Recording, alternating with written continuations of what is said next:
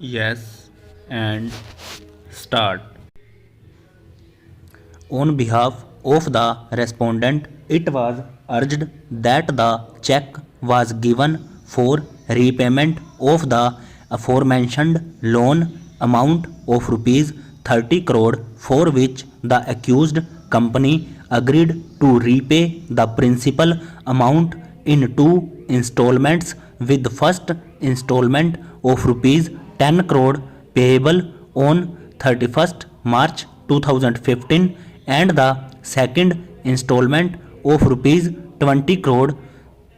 The accused company had to pay interest at the rate of 15% per annum on the said principal amount of loan, and such interest was payable monthly on the 15th day of every month, which was in consonance with the dates and the check amount. It was urged that the accused company, along with the appellant, deliberately and with the malified intention, gave the check to defraud the respondent, to take loan from it, and subsequently to usurp the loan amount, and hence had closed the bank account.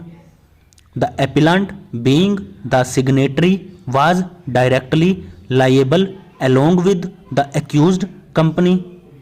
The appellant was actively involved in the day-to-day affairs of the company, as can be inferred from the aforementioned loan agreement signed by him as well. We may note that some of the SLPs being withdrawn in respect of the SLPs in question, the interim order was made absolute with the direction for urgent listing as criminal proceedings had been stayed.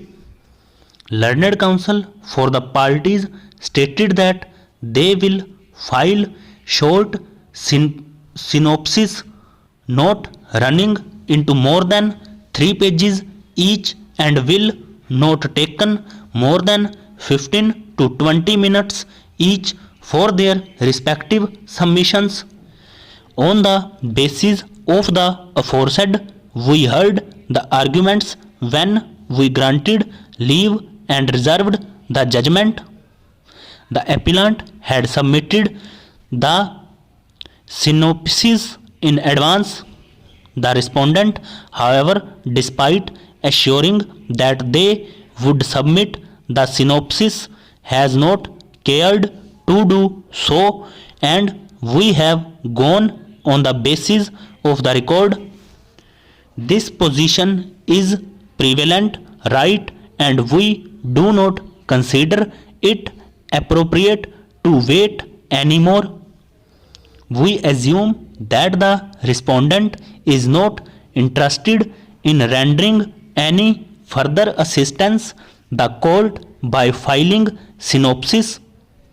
Fortunately for them, for the reasons to be recorded hereinafter, they have not really suffered the consequences thereof.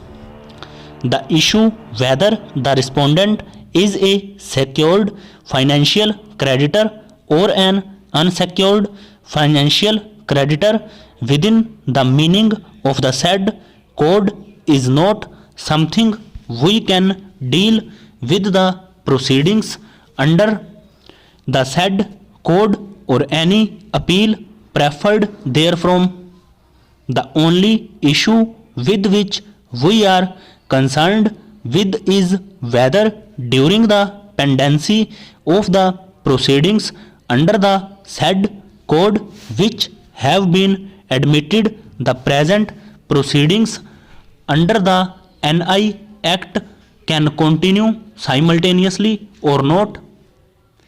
We have no hesitation in coming to the conclusion that the scope of nature of proceedings under the two acts and quite different and would not intercede each other. In fact, a bare reading of section 14 of the IBC would make it clear that the nature of proceedings which have to be kept in abeyance do not include criminal proceedings, which is the nature of proceedings under section 138 of the NI Act. We are unable to appreciate the plea of the learned counsel for the appellant that because section 138 of the NI Act proceedings arise from a default in financial debt, the proceedings under section 138 should be taken as akin to civil proceedings rather than criminal proceedings. We cannot lose sight of the fact that section 138 of the NI Act are not recovery proceedings. They are penal in character. A person may face imprisonment or fine or both under section 138 of the NI Act. It is not a recovery of the amount with interest as a debt recovery proceedings would be. They are not akin to suit proceedings. It cannot be said that the process under the IBC, whether under section 31 or section 38 to 41, which can extinguish the debt, would ipso facto apply to the extinguishment of the criminal proceedings. No doubt, in terms of the scheme under the IBC, there are sacrifices to be made by parties to settle the debts. The company being liquidated or revitalized.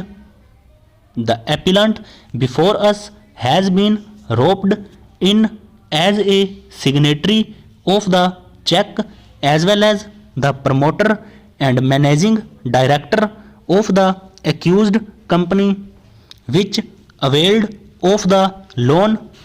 The loan agreement was also signed by him on behalf of the company. What the appellant seeks is escape out of criminal liability, having defaulted in payment of the amount at a very early stage of the loan. In fact, the loan account itself was closed. So much for the bona fides of the appellant. We are unable to accept the plea that if proceedings against the company come to an end, then the appellant as the managing director cannot be proceeded against. We are unable to accept the plea that section 138 of the NI Act proceedings are primarily compensatory in nature and that the punitive element is incorporated only at enforcing the compensatory proceedings over.